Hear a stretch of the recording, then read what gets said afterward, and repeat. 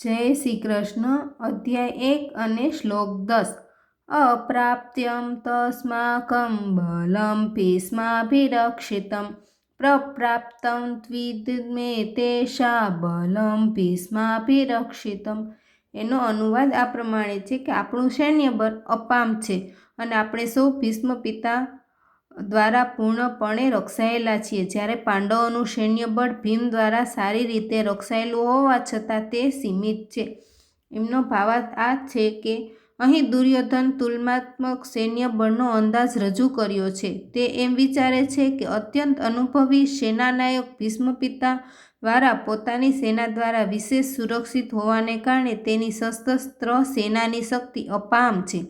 બીજા પક્ષે પાંડવોની સેના મર્યાદિત છે, કારણ કે તેનું રક્ષણ એક અલ્પ અનુભવી નાયક ભીમ કરે છે, જે ભીષ્મની સરખામણીમાં નગણ્ય. અને દુર્યોધન સદા ભીમનો દ્વેષ કરતો હતો, કારણ કે તે જાણતો હતો કે જો પોતાનું મરણ નિપજશે તો એકમાત્ર ભીમ દ્વારા જ.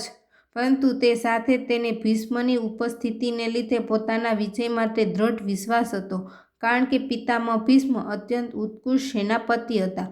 પોતે યુદ્ધમાં વિજયી થશે એવો પોતાનો નિર્ણય વિશે તેને ખાતરી હતી.